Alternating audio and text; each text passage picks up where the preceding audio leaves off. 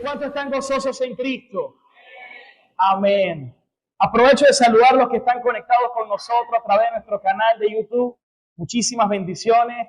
Recuerde dejarnos sus comentarios, suscribirse y recomendar el mensaje. Bueno, amados hermanos, muchísimas bendiciones para todos. Les invito a que tomen asiento.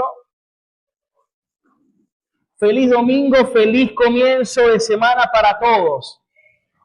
Diga conmigo, este es el día que el Señor ha hecho para bendecirnos. Nos alegraremos y nos gozaremos en Él. Gloria a Dios.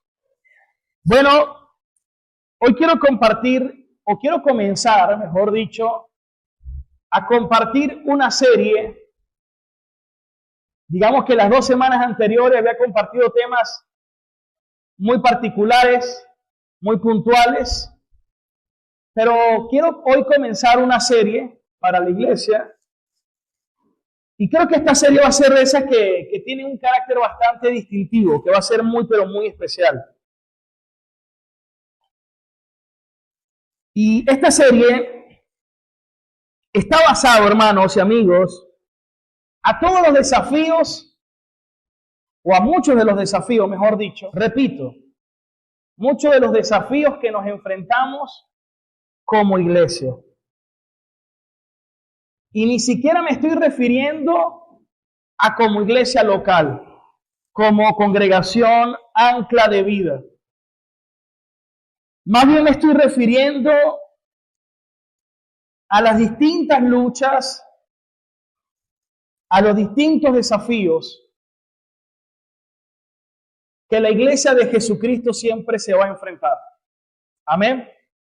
Y que necesitamos, por supuesto, estar bien preparados, bien apercibidos de cualquier situación siempre. Y bueno, no es algo como tal privado, sino que lo vamos a hacer basado en una de las cartas de la Biblia. Y es precisamente la primera carta de Corintios. Y es algo que vamos a estar estudiando por varias semanas. ¿Cuántos dicen amén? Y lo primero que quiero que podamos reflexionar y que podamos estudiar tiene que ver con el nombre de esta serie. Y quiero que esta serie, o el nombre de la serie y toda la serie, el Espíritu Santo traiga bastante claridad a cada uno de nosotros como su pueblo. Amén. Por eso el mensaje que le pusimos tiene que ver con que como iglesia no somos una boutique. Y es algo que vamos a estar tratando semana a semana. La iglesia no es una boutique. La iglesia se parece más a un hospital. ¿Cuántos dicen amén? Repito una vez más. La iglesia no es una boutique. La iglesia se parece más a un hospital. Y como en todo hospital, hay algunos que están en terapia intensiva, hay otros que están en cuidados intermedios, hay otros que pueden que estén en observación, otros en emergencia, algunos ya prestan servicio y asisten a otros asisten, pero aun cuando asisten o ayudan a otros, no dejan de pertenecer también al hospital. Y yo creo que eso es algo que debemos masticarlo muy bien. Y que debemos recordarlo a lo largo de todo nuestro peregrinaje como cristianos aquí en la tierra. No somos una boutique, somos un hospital, y de eso se trata la serie que hoy vamos a comenzar. ¿Cuántos pueden decir amén? Para ello quiero que me acompañes a Primera de Corintios, capítulo 1, versículo del 1 al 3. Esa es la porción que quiero estar compartiendo en esta mañana. Solamente me voy a enfocar en 3 versículos.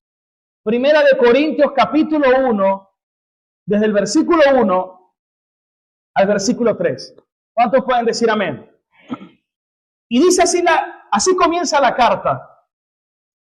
El apóstol Pablo comienza la carta de la siguiente manera. Pablo comienza identificándose.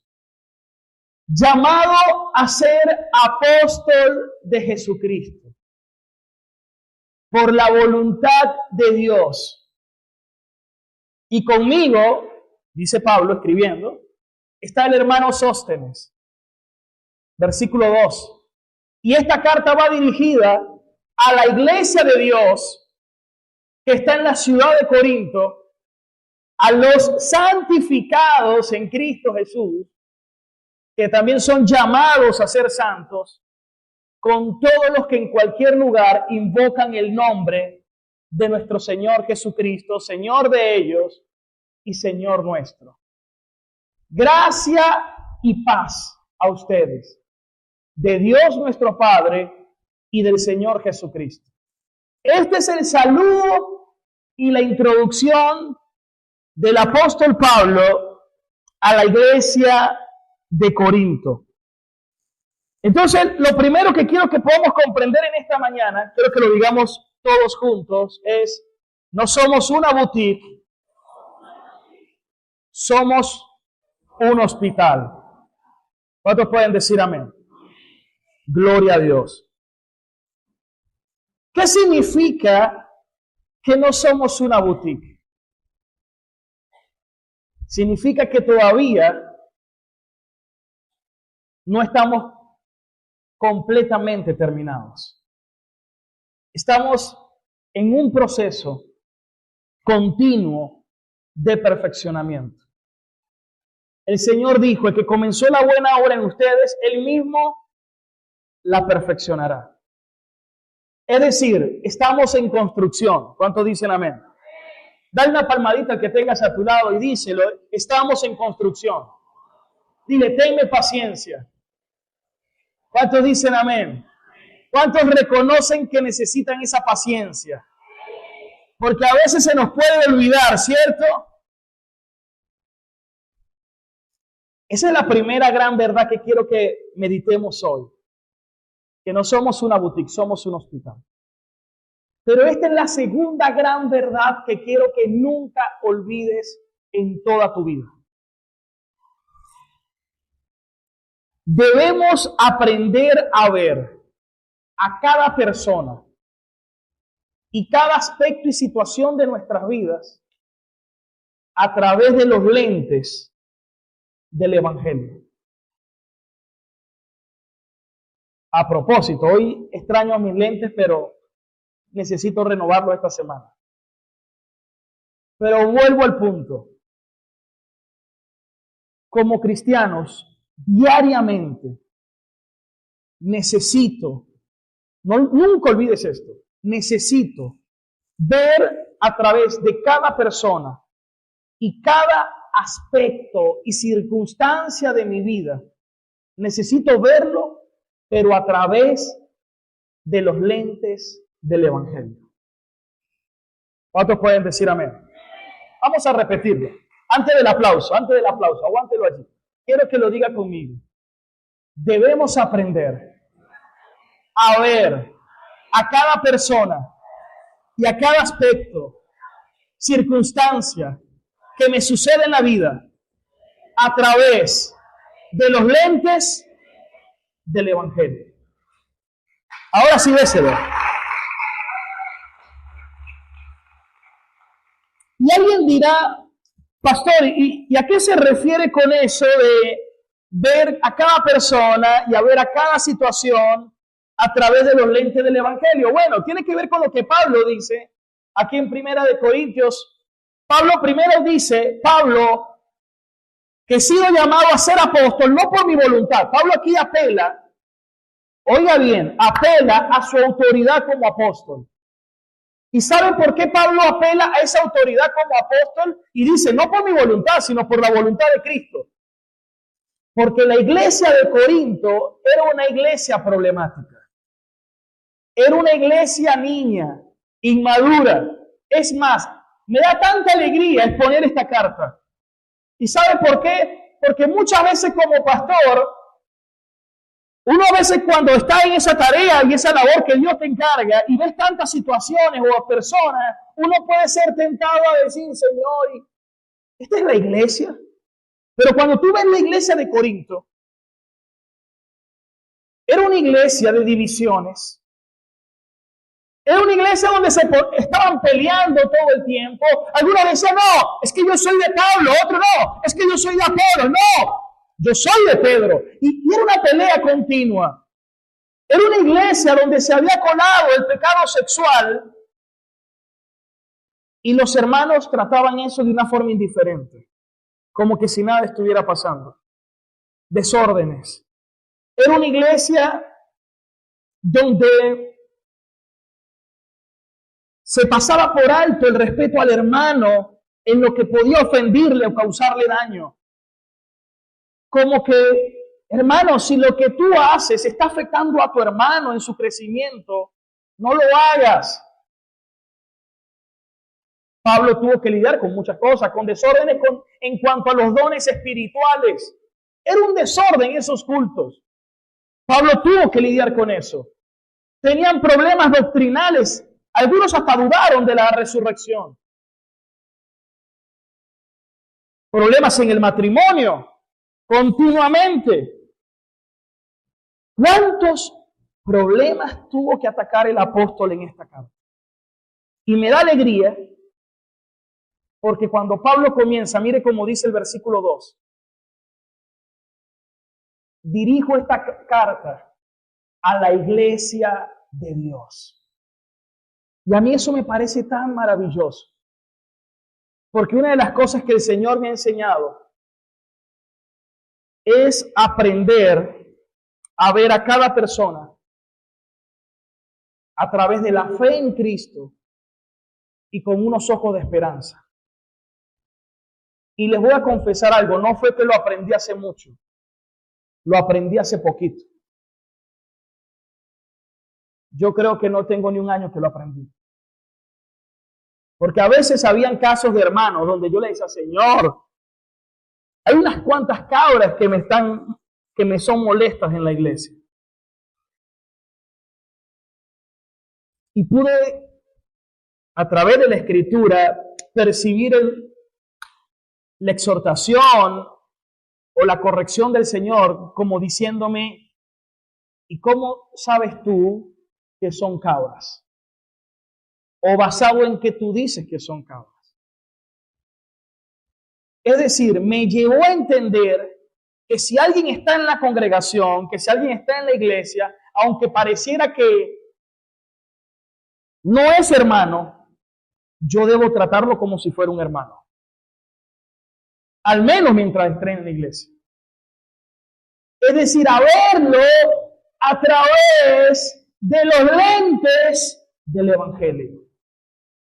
Pero ojo, la iglesia de Dios que está hablando Pablo aquí no se refiere a las paredes, no. En esta época la gente tiene un concepto muy equivocado de la iglesia, porque creen las personas que la iglesia son las estructuras. Hermanos, nosotros somos la iglesia. Hoy estamos reuniéndonos en este auditorio, en este salón, en esta sede. Pero no sabemos mañana dónde nos podamos reunir. Incluso, ¿qué tal si un día nos tocara reunir debajo de un árbol? Yo debo tener claro que la iglesia no son 4 paredes, sino que somos nosotros. Y muchas veces los pastores me meto allí, aunque me quiero después sacar, cometido el error de enfocarnos en edificar más una estructura física que edificar la verdadera iglesia que somos nosotros. ¿Cuántos pueden decir amén? Gloria a Dios. Entonces te va a ver en la iglesia todo tipo de personas. Personas que usted dice, me identifico más con esto, no tanto con estos. Pero tienes que verlos a través de los lentes del Evangelio. Porque no se trata ni de ti ni de mí, sino del Señor. Porque el centro es Cristo. Me parece tan hermoso como una iglesia con tantos problemas, y Pablo la llama la iglesia de Dios. Y aquí viene otro punto que Dios ha tratado mucho conmigo. ¿Sabe qué trata Pablo en esta carta, sobre todo en el capítulo 1 y capítulo 2? Las divisiones. Y algo que hoy debe sucumbir en nosotros es esa actitud separatista o denominacional, donde, no, es que yo soy de la iglesia tal, y está bien que tú ames a tu congregación y a tu iglesia local, gloria a Dios que ames tu iglesia, pero siempre partiendo del punto que antes que todo somos la iglesia de Dios. En estos días se me acercó una pareja, venían muy heridos. Y me comentan, pastor, sufrimos esto, veníamos de ejercer un cargo importante de liderazgo en otra iglesia y nos pasó esto y esto. Ya yo sabía la situación de esa localidad y los comprendí. Cuando les puse la palabra, ellos se dieron cuenta y estaban tan agradecidos con Dios por cómo Dios los cuidó a pesar de todo lo que sufrieron. Se dieron cuenta que necesitaban volver a la sana doctrina. Pero al final yo le dije, mira, aquí en la ciudad que yo conozco, te puedo recomendar esta iglesia o esta congregación o esto. O si quieres, te puedes congregar con nosotros. En otro tiempo yo no hubiera dicho eso. En otro tiempo te hubiera dicho, qué bueno que estás aquí. Te estábamos esperando. Pero ahora, hermanos, ya esa no es mi prioridad tampoco. Antes yo me enfocaba más en el crecimiento horizontal de la iglesia, números. Hoy me interesa más el crecimiento vertical de la iglesia, que crezcamos espiritualmente.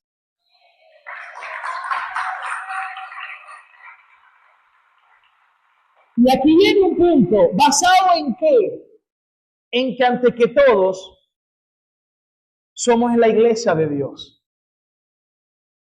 Algo que aborda Pablo en esta carta es no a la división, porque Cristo no está dividido. No, yo soy de Apolo, yo soy de Pablo, yo soy de Pedro. Y Pablo dijo, Pablo sembró, Apolo regó, pero el crecimiento lo da el Señor. Y ni el que siembra ni el que riega es algo, sino el Señor, que es Señor en todos. Así de sencillo. ¿Cuántos dicen amén?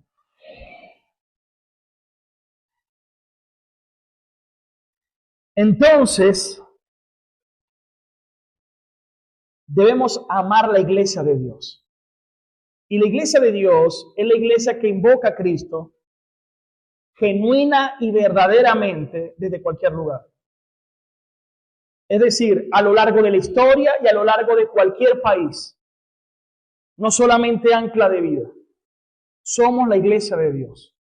No podemos tener un corazón de división, hermanos.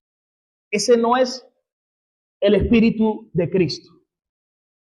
Y por eso le dije, usted puede ir a esta o a esta. Y si quiere, bienvenido también. Estamos para servirle.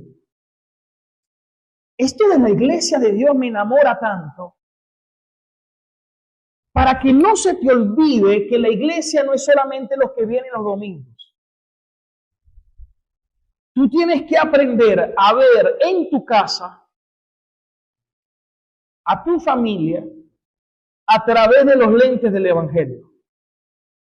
Cuando mires a tu esposo, tienes que verlo a través de los lentes del Evangelio. Cuando mires a tus hijos, tienes que verlo a través de los lentes del Evangelio. Cuando mires a tus vecinos, tienes que verlo a través de los lentes del Evangelio. No puede haber una separación. Esto es Cristo y esto es secular. Cristo lo es todo. Yo soy cristiano no solamente en un marco eclesiástico, sino en todo tiempo. Y algo que enseñamos es que en el trabajo, en el estudio, con tu vecino, estés donde tú estés, estamos llamados a reflejar a Cristo. A ver, ¿para cuánto es esa palabra? Y esto nos debe llevar, mis queridos hermanos,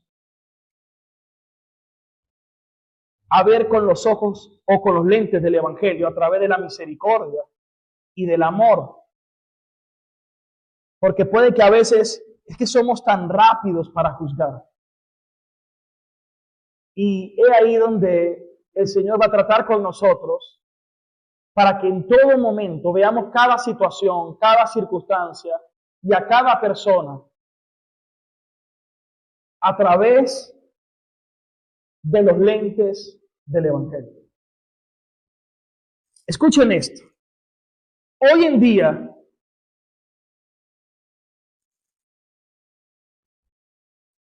hay tantos movimientos que se han colado dentro de las iglesias. Uno de ellos, el movimiento feminista. Hay personas que yo les he escuchado decir, ay, ya va, es que yo soy la niña de los ojos del Señor. Y citan, por supuesto, Deuteronomio 32:10, que es donde dice ese texto, o a lo mejor de un cantante cristiano que escribió la canción, La niña de los ojos, o la niña de tus ojos. Solo que yo no puedo decir que yo soy la niña de los ojos del Señor, porque para empezar la niña de los ojos es la pupila, partiendo de allí.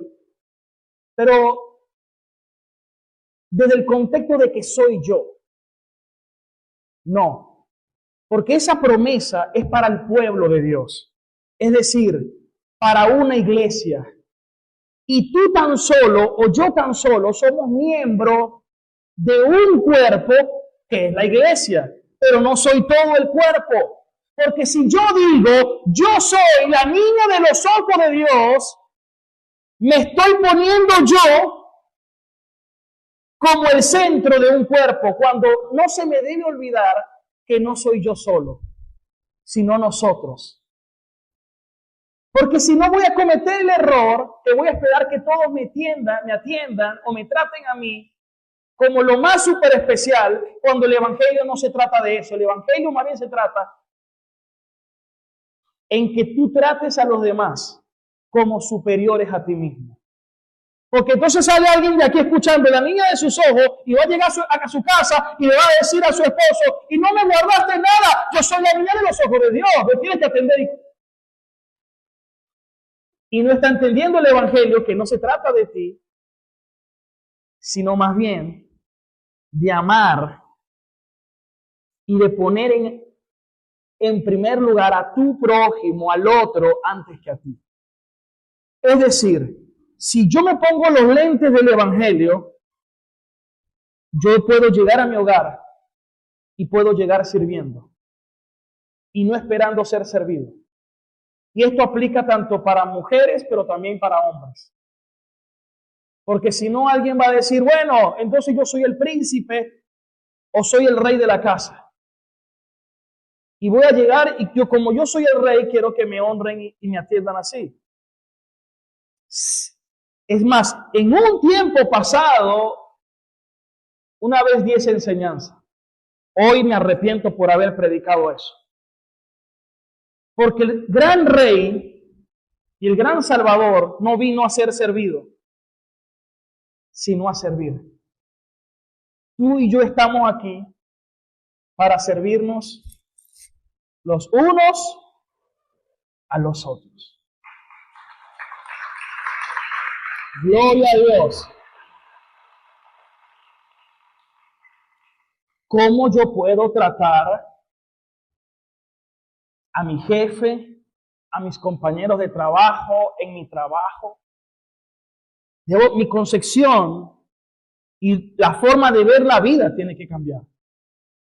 Porque yo debo aprender a ver cada situación, mis queridos hermanos, a través de los lentes del Evangelio. Y vuelvo y repito, cuando veas a tu hermano, no lo mires como es. Míralo con los lentes del Evangelio. Recordando que no somos una boutique, que somos un hospital. Y que estamos en proceso. ¿Que estamos en qué? A ver, mira a la persona que tienes ahí a tu lado y dile, estamos en proceso. Dile, te voy a ver, pero a través de los lentes del Evangelio. Ahora, ¿cómo son esos lentes del Evangelio? A ver, ¿qué dice por aquí? ¿Qué dicen ustedes? ¿Cómo son esos lentes del Evangelio? ¿Ah? ¿Qué más? Quiero escucharlos. A ver si están atentos. ¿Cómo serán esos lentes del Evangelio?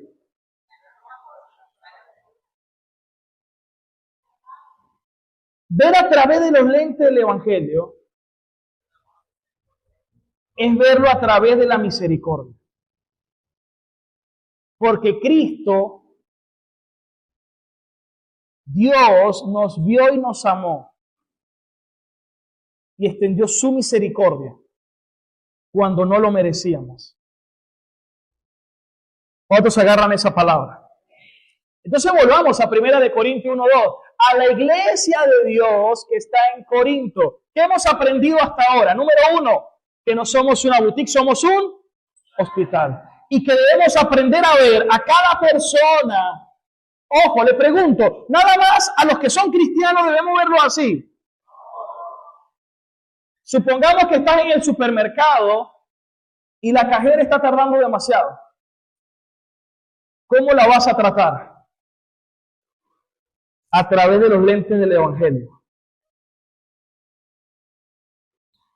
Supongamos que estás manejando y se te atravesó alguien y te miró, dicho sea de paso, feo. ¿Cómo debemos mirarlo? A través de los lentes del Evangelio. ¿Es fácil? Le pregunto. No, pero le doy gracias a Dios que el Señor, a través del Evangelio, obra por nosotros, en nosotros, a través del Espíritu Santo, que está obrando dentro de cada uno de nosotros, en nuestro corazón, santificándonos. Y eso es algo constantemente. Cuando alguien te dice algo que te incomoda, el Señor me redarguía y le pedía perdón al Señor anoche. Porque a veces cuando nos dicen cosas que nos incomodan, tendemos a autojustificarnos. Pero ¿cómo sería desde el Evangelio? No, soy lo que soy por la gracia de Dios, con mis virtudes y con mis defectos. Más bien Pablo dijo, no me voy a jactar de mis fortalezas, más bien me jacto de mis debilidades, para que Cristo sea glorificado, para que todo el mundo vea que no se trata de nosotros, sino de Él, que nos amó por su gran misericordia. ¿Para cuánto es esa palabra? Hermanos, ¿cuántos quieren que la misericordia de Dios los alcance todos los días? Entonces sea misericordioso con los demás.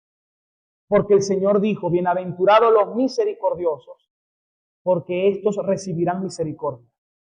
¿Cuántos quieren ser misericordiosos? ¿Cuántos quieren recibir misericordia en su hogar? ¿Cuántos quieren recibir misericordia en su trabajo? ¿Cuántos quieren recibir misericordia en todo tiempo? Trate a los demás con misericordia. Ayer me pasó algo con Abdías.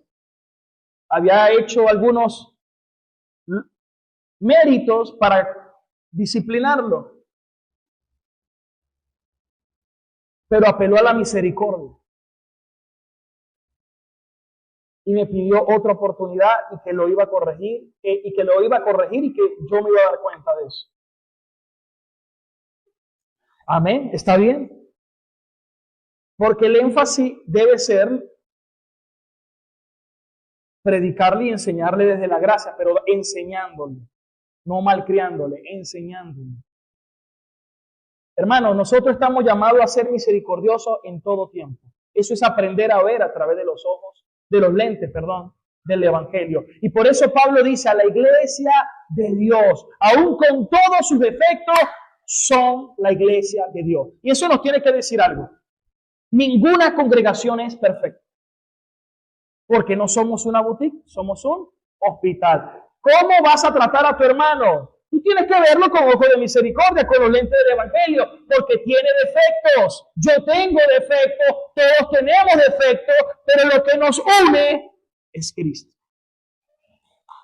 Y eso exalta la gracia de Dios. ¿Cuántos dicen amén? ¿Cuántos van a ser misericordiosos los unos a los otros?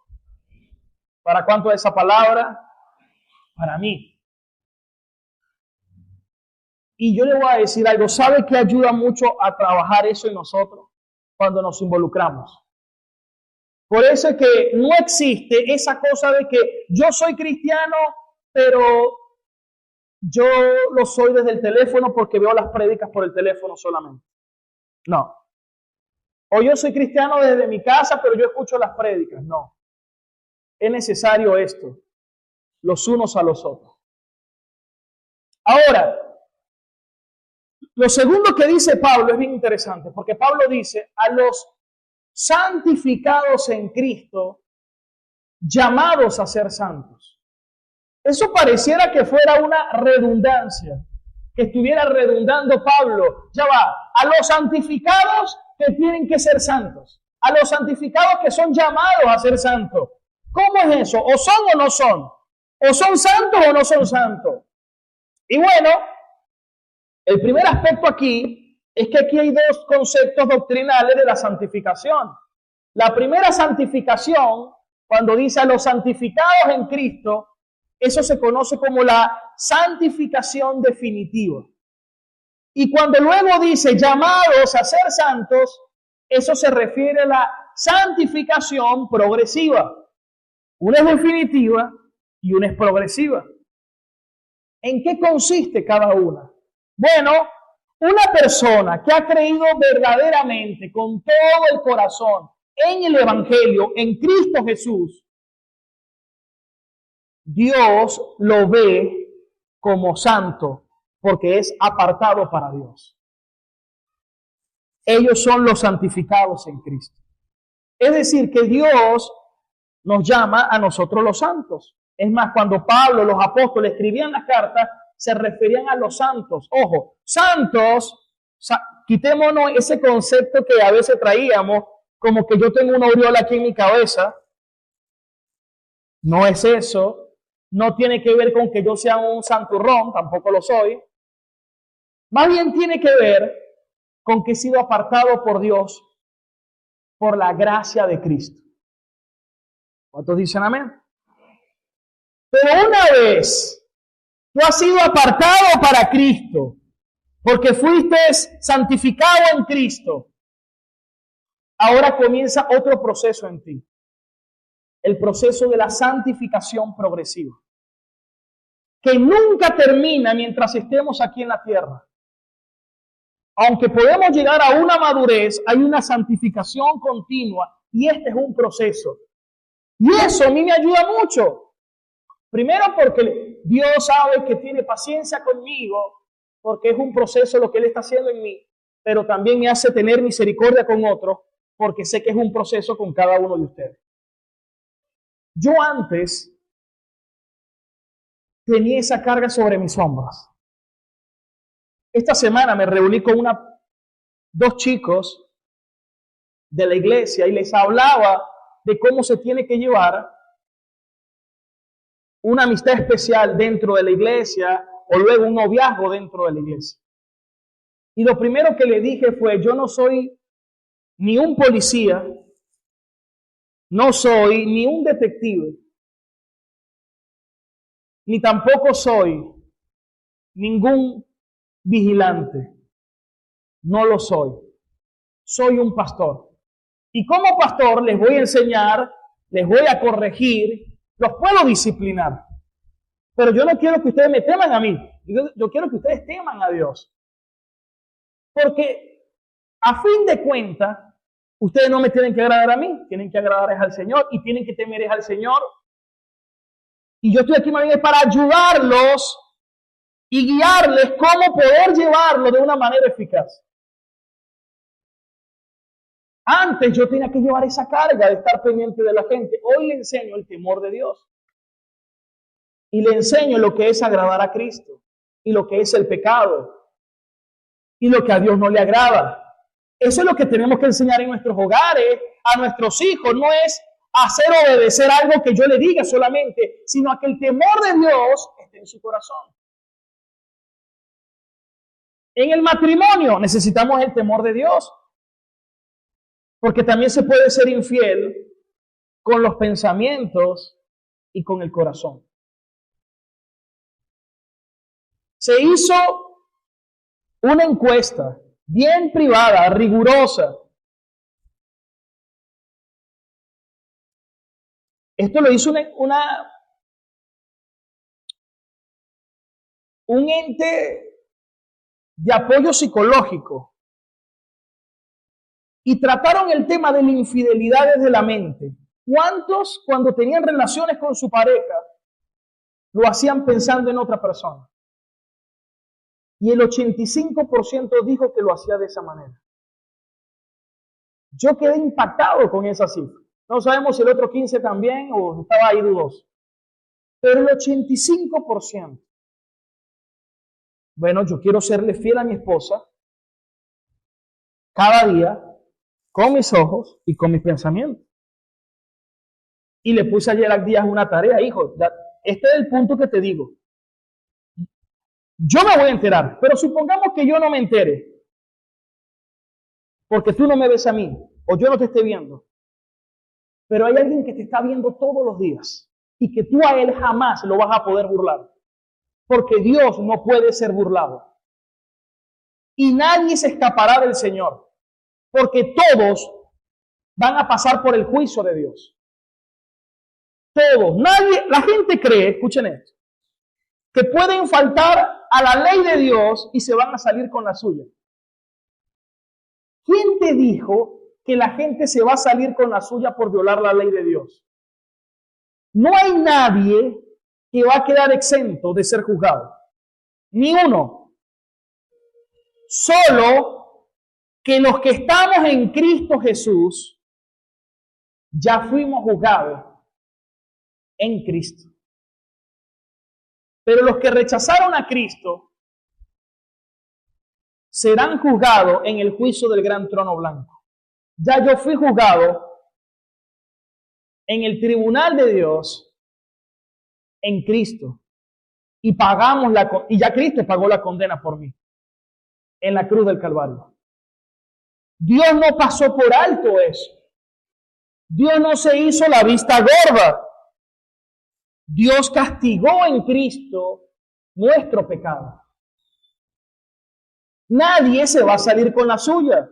La gente continuamente ofende a Dios y vive la vida como quiere, pero todos le vamos a dar cuenta a Dios. ¿Qué debemos enseñar entonces? El temor a Dios. ¿Cuánto está captando el mensaje? Ahora, ese proceso de llamados a ser santos, que es la santificación progresiva, es que ahora viene el Espíritu Santo a morar dentro de nosotros y nos redarguye a cada momento. Y este es un punto importante. Yo te quiero hacer esta pregunta. ¿Tu celo por Dios está creciendo o está disminuyendo? ¿Tu celo por Dios va en aumento? En una ocasión, alguien le dice a su vecino: epa, ¿supiste que el lechero ahora es cristiano? Y este le respondió: sí. ¿Pero y cómo sabes? Si me dijo que no se lo ha dicho a nadie. No, porque ahora ya no me está ligando la leche con agua. Yo sabía que algo le había pasado. Ya ahora la gente estaba notando el cambio de su conversión. Es decir, que al policía también lo deben notar las personas, al mecánico los tienen que notar las personas, al educador, sus estudiantes lo van a notar, porque antes le va a decir, mira niño, tengo que agarrarte de las patillas. No, ahora, o como en mi época, porque ahorita no se puede, ¿no? Como en mi época, ok, pero ahora usted va a ver cómo el educador lo va a tener con misericordia.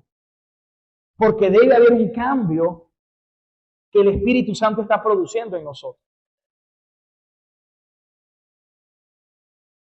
Nosotros estamos llamados a ser santos. Porque el Señor dijo, sean santos porque yo soy santo. Sin santidad nadie verá a Dios. Obviamente la santidad que requiero para ver a Dios es la que Cristo me da. Pero muestra que Cristo me alcanzó con su gracia, es que yo estoy creciendo en santidad. Cuido ahora mis palabras, mis actos, mis pensamientos, mi comportamiento.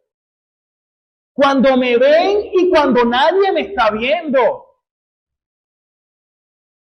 Mis actitudes. Dios hace la obra en el corazón. Un niño salió de la iglesia y llegó a su casa y le dijo a su hermanita, hermanita, el Señor me salvó y me dio un nuevo corazón. La niña tenía 7 años y la niña le dijo, muéstrame. ¿Cómo le iba a mostrar que Dios le había dado un nuevo corazón? Sabemos que no se puede. Pero ¿sabe que sí se puede? ¿Y sabe por qué se puede? Porque la gente debe notar ahora en ti tu deseo sincero y genuino de llevar una vida que agrade a Dios. Hay gente que dice, a mí nadie me controla. Te voy a decir algo, a ti te controla o el deseo del mundo o el deseo de Cristo. Porque si tú no quieres vivir conforme a Cristo, es el mundo el que te está controlando. Pero si tú eres de Cristo, es el amor de Cristo el que te guía. Al fin y al cabo, o eres del mundo o eres de Cristo, no hay una tercera vía. Primera de Juan, capítulo 2, versículo 15. Vamos a leerlo. Primera de Juan, capítulo 2, versículo 15. No amen al mundo ni las cosas que están en el mundo. ¿Por qué? A ver, ¿cómo dice?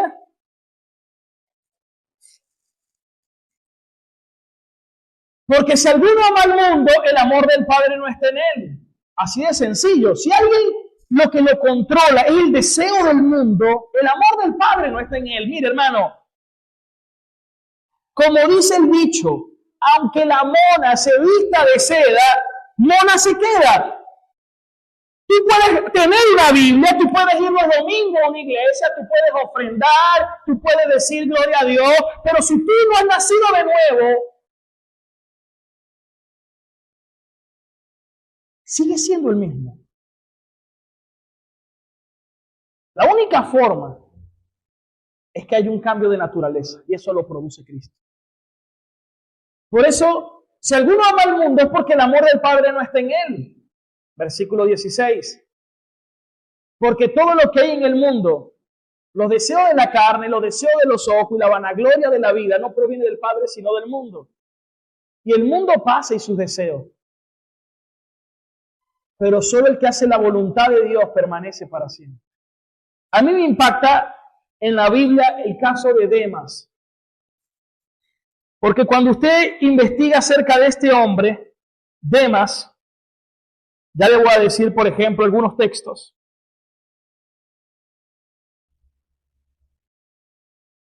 Por ejemplo, Colosenses 4:14. Mire lo que Pablo le dice a la iglesia de Colosas. Colosenses capítulo 4, versículo 14. Le saluda Lucas, el médico amado, y Demas. Estaban con Pablo. Pero también vemos Filemón, capítulo 1, versículo 24.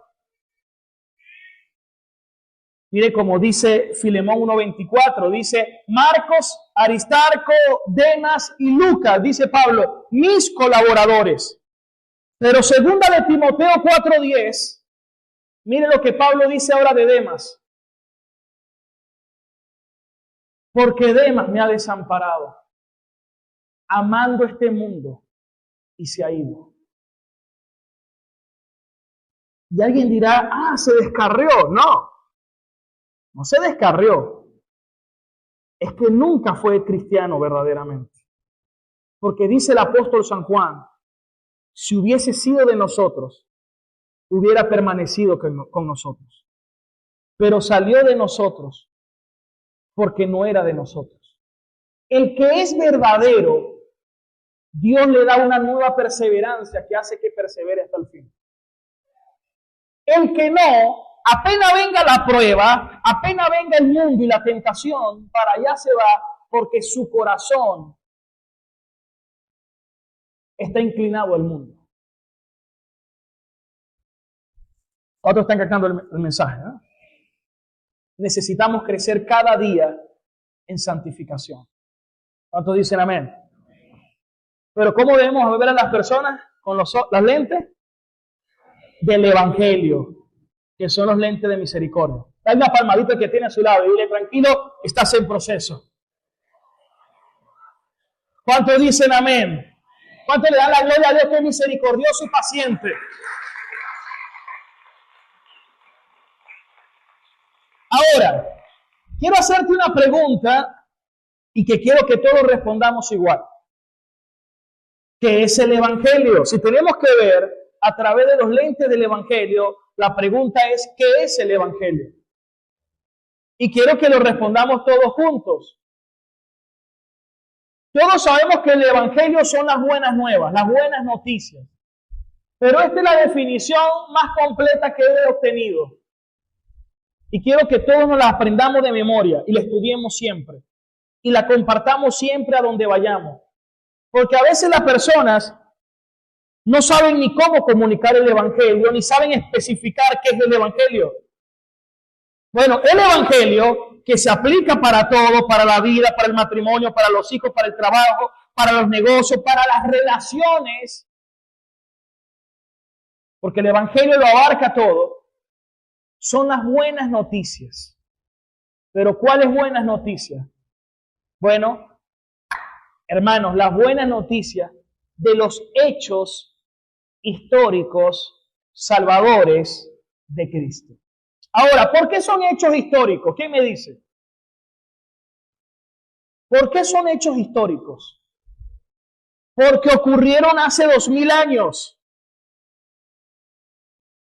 ¿Y por qué son salvadores? Porque gracias a esos hechos, Cristo nos salvó. Ahora, ¿cuáles son esos hechos? Primera de Corintios 15:3.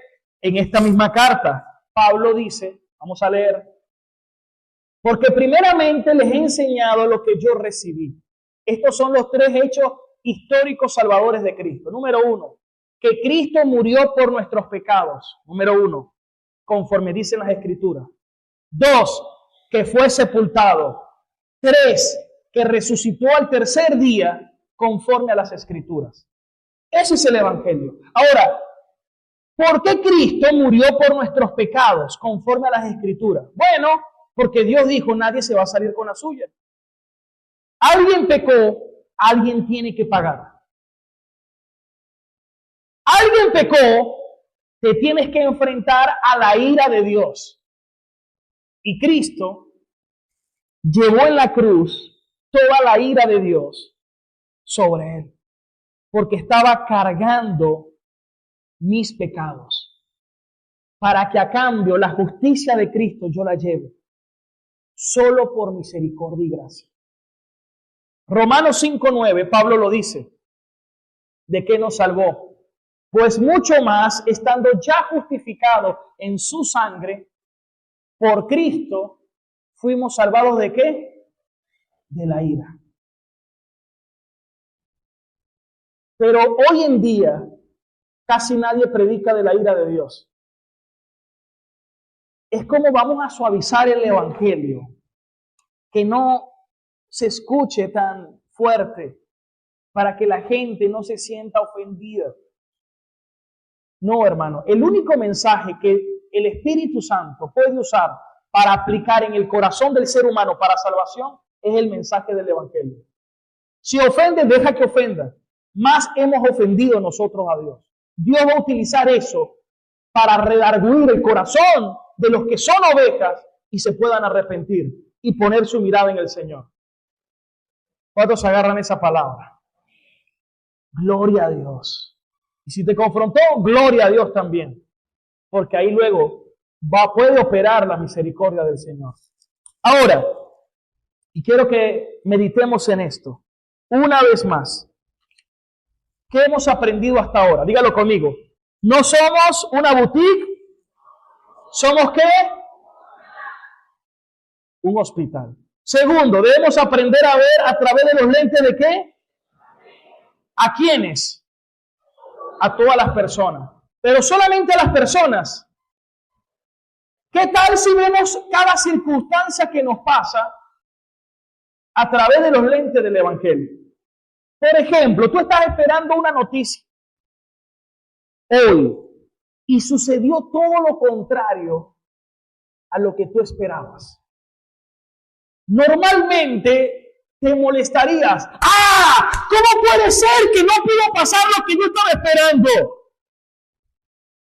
O estoy desesperado, lo que yo estaba esperando no sucedió.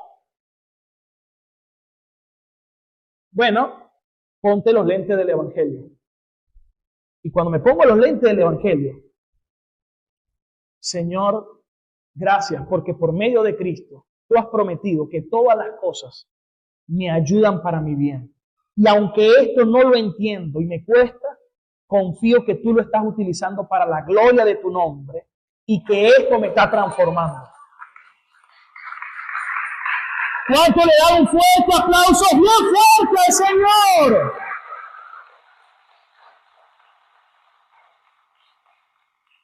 Hermanos, el Evangelio es para todo, cada aspecto, cada situación, cada fracaso nuestro, Dios lo está usando para la gloria de su nombre.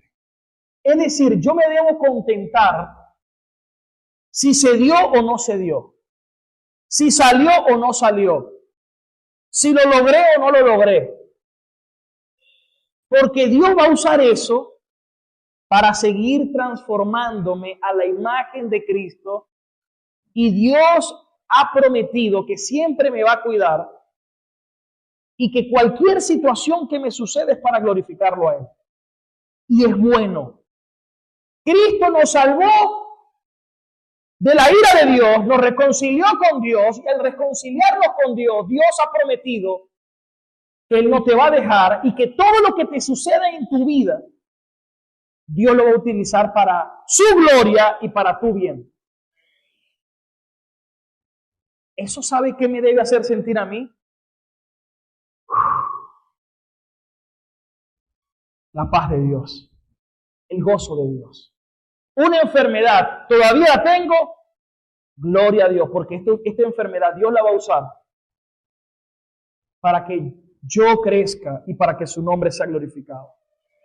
Una escasez, que nadie quiere pasar por escasez, pero bueno, esta escasez Dios la va a usar para que yo glorifique su nombre. Y lo va a usar para mi bien. ¿Se da cuenta que todas las situaciones de la vida son hechas? La podemos ver a través de los lentes del Evangelio. Y quiero culminar con esto. Dios no se va a centrar en lo externo, hermano. Él primero se centra en lo interno. Deuteronomio 36, mire esta promesa del Antiguo Testamento. Dios hizo una promesa. Y esta promesa es para los que estamos en Cristo. Es para nosotros. Todas las promesas son en Él sí, en Él amén, en Cristo. Se cumplen en Cristo. Todas las promesas son en Cristo sí. Promesas duraderas, no perecederas. Dios dijo, yo voy a circuncidar el corazón tuyo y el de tu descendencia. ¿Para qué? Para que me ames. Nadie puede amar a Dios si Dios no le circuncida el corazón.